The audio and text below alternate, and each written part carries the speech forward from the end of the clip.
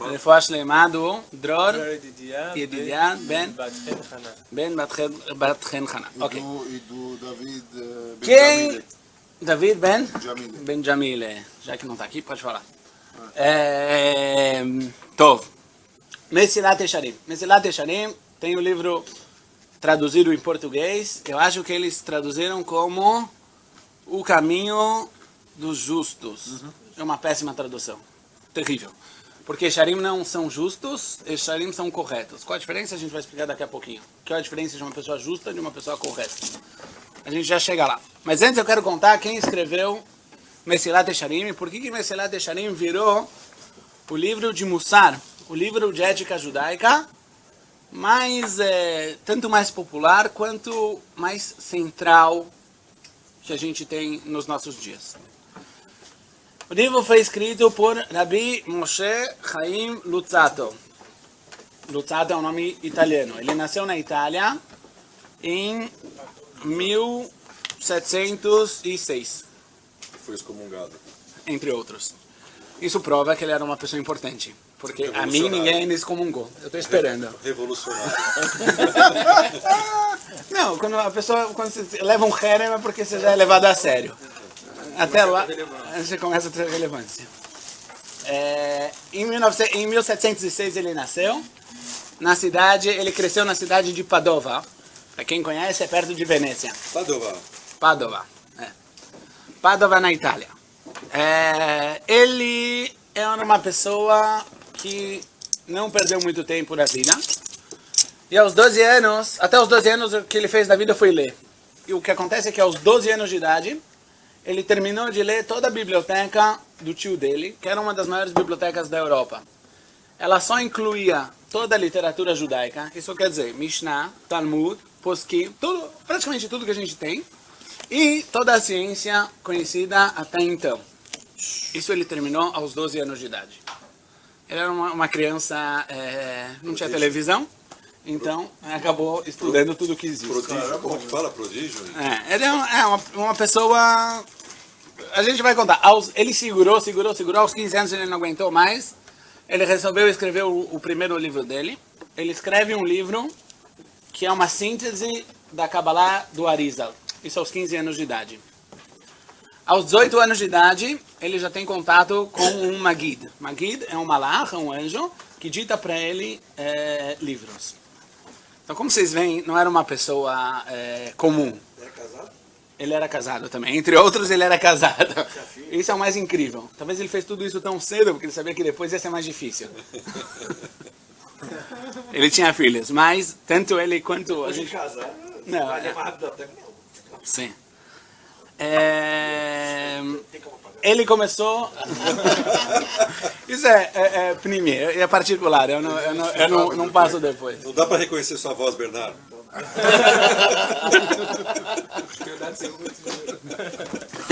Eu não vou contar quem foi, mas o telefone dele é...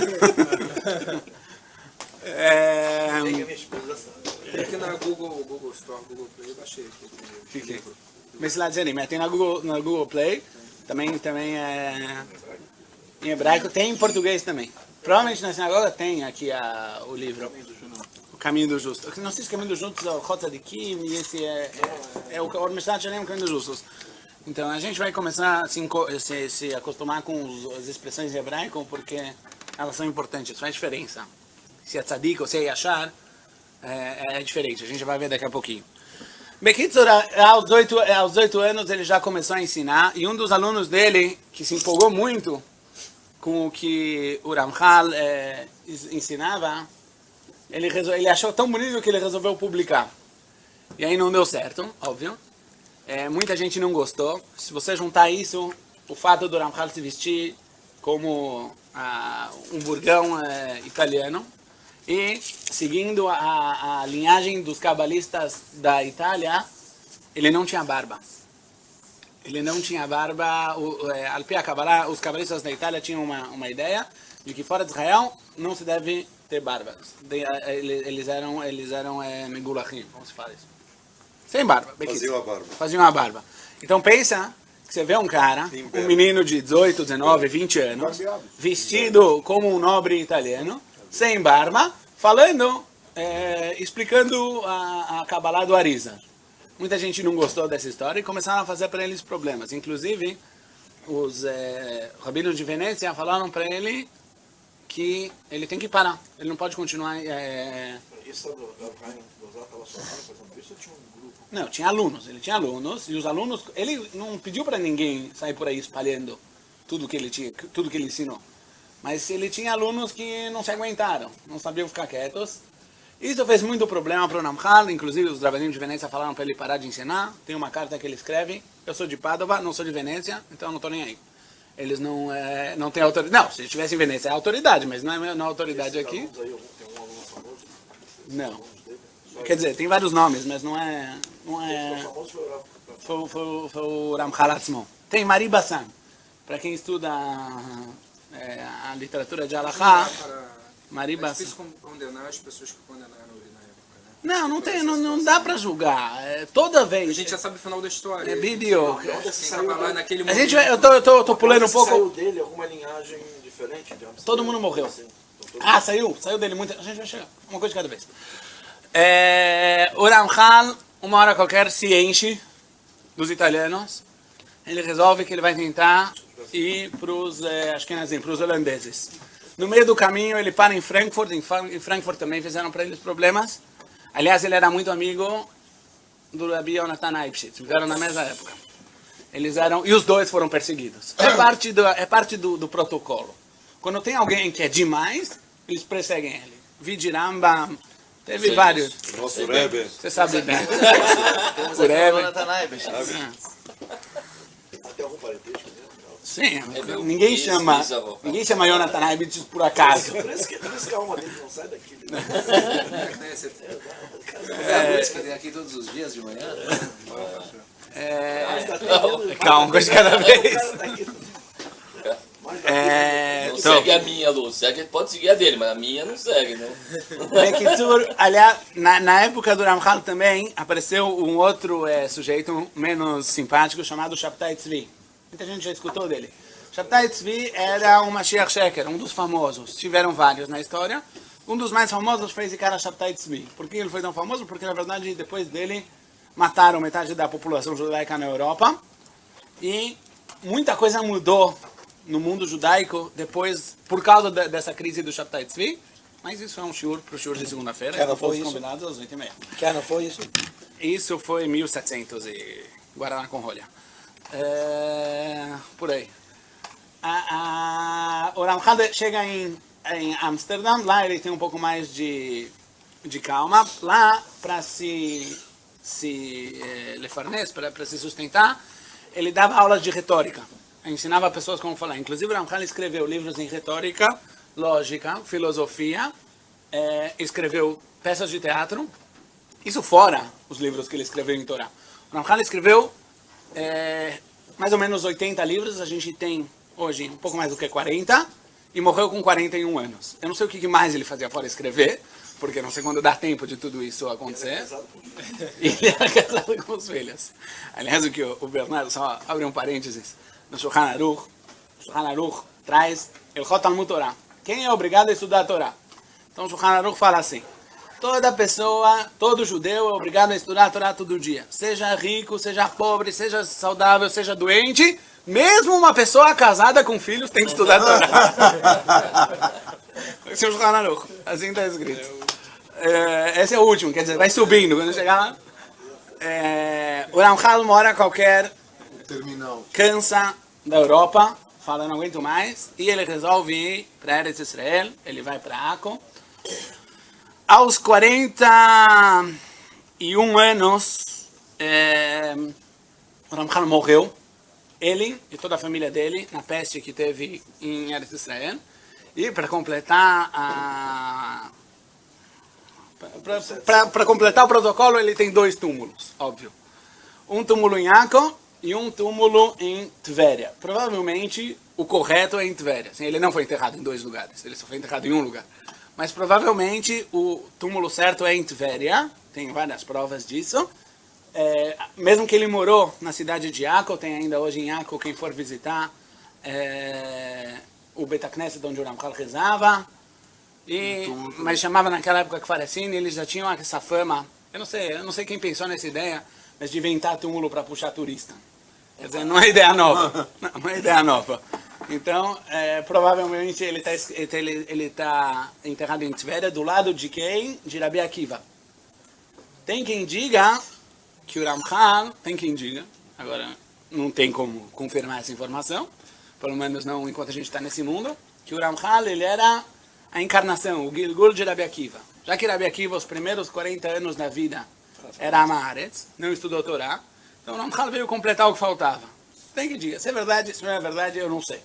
Não faz, pode ser, mas pode ser que não. Aquilo já era de guru de Shimon, De Shimon próprio, eu acho. Shimon, daquele que... De Zimri Ben Salu. Então, como eu não entendo de Gilgulim, eu sou Megalgel Chovot, eu também sei, אני לא יודע. que o Ramchal, a influência do Ramchal, ela em todas as linhas do judaísmo conhecido, ela é muito notável. Tanto no judaísmo, na Hassidut, o Ramchal escreveu vários livros de Kabbalah. Várias introduções à Kabbalah. E os mestres de Hassidut foram muito influenciados por Ramchal, mesmo que em alguns pontos tem diferenças cruciais, mas eles foram muito influenciados por Ramchal, inclusive foram eles que imprimiram esses livros. De outro lado, existe a Tnuá do lado não hassídico, do lado litai, a Tnuá do Mussar, que é uma escola que nasceu alguns anos depois, mais ou menos 100 anos depois, por Rabi Israel de Salant, que é para dar frente ao iluminismo, que também começou nessa época, e para dar frente ao iluminismo, eles adotaram uma linhagem onde eles davam muita ênfase no estudo do Mussar, que é o estudo da ética judaica, para a pessoa saber manter e formar a sua índole, e assim ser uma pessoa direita. Qual é o livro básico do Mussar até os dias de hoje? Mesilat Yesharim, o livro que a gente vai começar a estudar. Esse livro aqui, esse é uma das edições. Não, eu já vou explicar por que eu tenho essa, mas não precisa comprar. Compra mais simples. Fora isso, existia uma outra figura que foi extremamente influenciada pelo Ramchal. Inclusive, se considera continuação do Ramchal. Ninguém menos do que o Gaon de Vilna. Rabi Eliyahu de Vilna, que é o pai de todas as yeshivot hoje.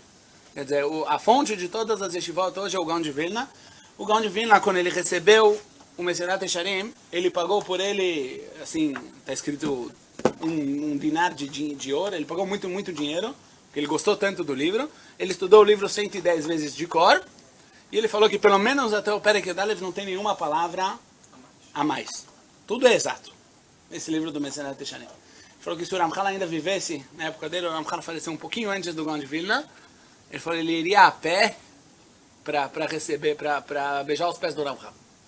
Esse é o tamanho da admiração e da influência que o Ramchal teve em Am Israel. O Ramchal, a gente teve muita sorte, que durante muitos anos ninguém conhecia os outros livros dele, só conheciam o Mesilat Yesharim. E aí ele foi muito aceito, porque o Mesilat Yesharim é um livro muito claro, ele é 100% baseado em fontes de Chazal. Tem livros de Mussar, por exemplo, o Chovot HaLevavot, ele também é baseado em Mussar, mas ele é muito baseado em lógica, em filosofia, no pensamento. O Mesilat Yesharim, ele é 100% baseado em Chazal. E durante vários anos o Mesilat Yesharim era o único livro conhecido de Ramchal, por isso o Ramchal recebeu Kashrut, ele é Beseder. Hoje em dia, que a gente já conhece vários livros do Ramchal, todo mundo já estuda o que ele escreveu, porque todo mundo já sabe que ele é Beseder. Mas para ter uma ideia, vários anos achavam que Ramchal era Shabtai. Ele era parte ele era parte do grupo de Shabtai Tzvi. Várias gerações tinham pessoas que estavam com um passo para trás, não tinham certeza. Inclusive hoje, mas isso também é de praxe. Nas universidades, na academia, eles ainda dizem que Ramchal era Shabtai. Por quê? É fácil. Toda vez que alguém escreve contra, alguma coisa, porque ele pensa assim. Por exemplo, o Rambam tem uma marca que chama Ma'amar Tchiat Hamitim, quando o Rambam prova que ele acredita na ressurreição dos mortos. Por isso, nas universidades provaram que o Rambam não acreditava. É assim que funciona, eu não entendo isso. O Ramchal escreveu um livro chamado Kinat Hashem Tzvakot, que é um livro que ele escreve contra toda a teoria de Shabtai Tzvi. Por isso dizem que ele era Shabtai. Eles têm alguma coisa que tem que ser diferente. Então, Ad Kan, esse era o Ramchal e esse é o livro. Agora, vamos falar um pouco mais da parte técnica do livro. O livro foi impresso pela primeira vez no ano Tafkuf, ou seja, 1740. Ramchal morreu em 1747. Então ele viu ainda. A primeira impressão do livro ainda foi na vida de Ramchal. O livro foi impresso, como muitos dos livros de Ramchal, em duas edições. Em dois formatos. O primeiro formato, que é o formato que a gente não vai estudar, chama-se Seder Avikuach. É o mesmo livro, o mesmo conteúdo. Muitas vezes o texto é quase igual. Um é criado, o Seder Avikuach, ele é construído em forma de uma conversa entre o Chacham, uma pessoa sábia, e o Hassid, e uma pessoa, tem o Tzadik, em cima do Tzadik existe o que a gente vai chamar de Hassid. Hassid é mais do que Tzadik.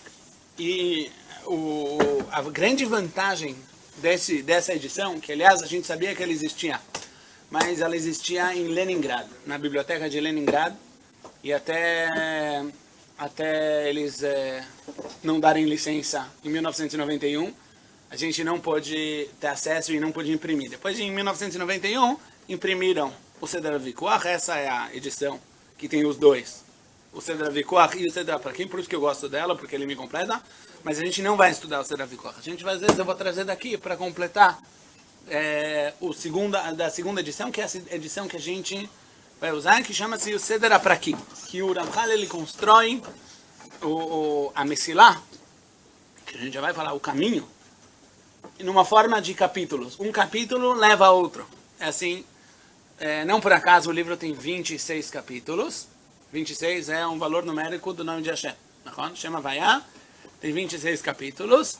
E quem sabe, eu não sei, mas eu escutei de quem sabe, a grande vantagem, a grande ma'alá do livro Mesilat Yesharim é que ele é todo construído de acordo com a visão profunda da Torá, a visão da Kabbalah. Ele não é um livro de Kabbalah, é um livro de Mussar, é um livro de ética. A gente vai explicar exatamente o que ele sim vem explicar. Mas ele é todo construído, ele é toda uma reflexão, é uma reflexão prática dos ensinamentos da Kabbalah. Então só mais uma informação, para ter uma ideia de quem a gente está falando. O Rav Kook, Rabi Avraham Yitzhak Cohen Kook, o primeiro rabino-chefe de Israel, teve o yortzeit dele na terça-feira, todo mundo esqueceu. Ele, a vida inteira, estudou Mesilat Yesharim. Ele escreve isso. E ele também tinha um resumo. Ele escreveu para si mesmo um resumo do Mesilat Yesharim, que ficava dentro do paletó. E ele levava com ele em todo lugar onde ele ia, qual era o livro de bolso do Rav Kook? O resumo do Mesilat Yesharim. Acho que se o Rav Kook tinha o que fazer com o Mesilat Yesharim a vida inteira, a gente pode começar a estudar. A gente também vai ter o que fazer com o livro. Então, eu não sou nada bonzinho, já vou avisando. Fica deixando atrás do rabino. Eu tenho esse problema, eu não sou bonzinho. Então, vamos tentar entender do que o livro trata. É importante, né? Onde o livro quer levar a gente. Então, hoje, para começar, hoje a gente tem pouco tempo, eu só vou dar a primeira introdução. O que é Mussar? O que são livros de Mussar? Mussar a gente traduz em português de ética, mas pode ser que a tradução mais exata a gente vai tentar entender. Pode ser conduta, pode ser disciplina. Disciplina é mais perto da tradução do que ética. Por quê? Porque ética é algo, me corrige você se eu estou errado, é algo abstrato. Não necessariamente ética, eu posso estudar ética ou definir o que é ético e o que não é ético, sem isso não ter nada a ver comigo. Platão fez isso. Não, Platão, Aristo. Aristo ele escreve ele tem vários livros onde ele trata de ética, inclusive a República, onde ele define a ética. Mas na vida prática, isso não necessariamente a gente está se tratando do ser humano. Como o ser humano vai chegar a ser uma pessoa melhor? Não, a gente está definindo o que é certo e o que é errado. A famosa história de um professor de ética na faculdade. Não sei se ela é verdade ou não, mas com certeza ela é um bom exemplo. Um professor de ética na faculdade, que era uma pessoa não muito ética. Mas é que isso que ele ensinava, essa era a matéria dele. Uma vez perguntaram para ele, como é que você ensina ética e você se comporta dessa forma? Ele falou, se eu ensinasse matemática eu tinha que ser um triângulo? Não. Então eu posso ensinar ética sem ser ético. Ética, ou seja, o definir do certo e errado, do verdade e mentira, não necessariamente obriga ou tem a ver com o ser humano próprio, com a pessoa própria. Isso, aliás, é verdade na Torá também. Grande parte da Torá, talvez todas as outras áreas que não são o Mussar, tratam de entender a verdade, entender o certo e o errado, indiferente do que eu acho, ou do que eu entendo, ou do que eu sinto frente a essa verdade. Se eu consigo me identificar, não consigo me identificar, se eu faço parte, não faço parte, todo mundo tem. Quando escuta shiur, tem sempre essa, tem uma tofá, como se fala isso? Acontece, tem um efeito psicológico. Sempre que a gente escuta um shiur, a primeira coisa que a gente pensa é na gente. Qual é a minha posição frente? Será que eu tô beseder? Será que eu não tô beseder? Na verdade, quando você estuda a Torá, eu escutei isso muitas vezes do Rav Tal, ele falava, quando você estuda a Torá, por favor, os Cheshbon HaNefesh são importantes, ver, se checar, se ver, se refletir isso para dentro de você é muito importante, mas isso não tem nada a ver com a Torá. A gente quer estudar o que a Torá diz. Depois existe uma outra área, que essa é a área do Mussar. Depois que eu já sei qual é a verdade, eu já sei onde eu quero chegar, eu já sei o que eu tenho que fazer, existe um grande problema. Como eu vou fazer isso? Como eu vou me levar, o ser humano, que ele é by definition, sim? Por definição, limitado, faltoso, não é bug, não é que deu errado e justo eu saí mal. Machal emad avar domé. Quando você tem uma mesa quebrada em casa, o que você faz? Um caos. Depende. Se você é pobre, você põe um caos. Se você é rico, você joga fora. Liga pro Alex. Mas no final das contas, mesa quebrada em casa não serve para nada. Mesa quebrada na marcenaria é tudo o que eles querem. Pedaços de madeira. Na marcenaria, mesas inteiras, não tem o que fazer na marcenaria. Quando a mesa está inteira, você manda ela fora. O Akadosh Baruch Hu criou esse mundo é uma marcenaria, não é uma casa. A casa fica lá no Butantã. A pessoa que já não tem mais o que fazer nesse mundo, que já consertou tudo o que ela tem que fazer no mundo, deixa pra lá. Quem não sabe o que é Butantã, pode... O caju. Do caju. Caju. O Butantã é o sniff do Haramenuchot de São Paulo. Quem não tem o que fazer nesse mundo, não tem pra que estar nesse mundo. Casa de repouso. Aliás, isso... Beit Haim. Casa de repouso, tem lá em Jerusalém, tem embaixo no vale tem o Haramenuchot, em cima tem Givat Shaul. Aí construíram lá umas torres muito altas, em Givat Shaul. Aí um cara que comprou lá falou que ele comprou um apartamento com vista para o futuro.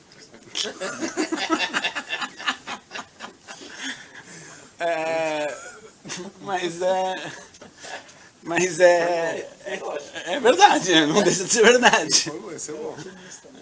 É um fato. Ainda não acontece, desde a da Marichon, só teve quadro que se safaram. Eu não acho que essa foi a propaganda, mas foi o que o cara me falou. De olho no futuro. De olho no futuro. Eu sei que o Mashiach chega. O Mashiach chega, talvez seja outra discussão. No barulho que não vão morrer.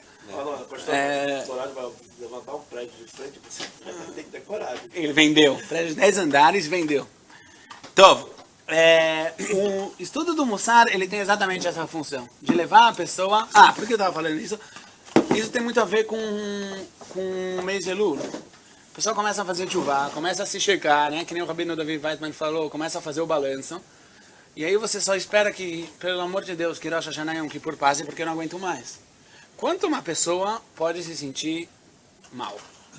Quanto uma pessoa pode se sentir fracassado? Quanto uma pessoa pode se sentir que ele não está beceder? Tem um limite, né? Todo mundo tem o seu limite. Ainda mais quando as exigências, elas são impossíveis. Sim? Eu nunca mais vou ficar bravo, nunca mais vou brigar com a minha mulher, eu mesmo assim vou acabar o chá. Eu sou um ser humano, eu tenho as minhas limitações, eu tive a minha educação, eu tenho a minha vida, eu tenho agora os meus 30, 40, 50 anos e mudar hábitos para mim, para andar numa rua diferente me leva 10 dias para conseguir me acostumar. Não é que... Tudo depende da visão.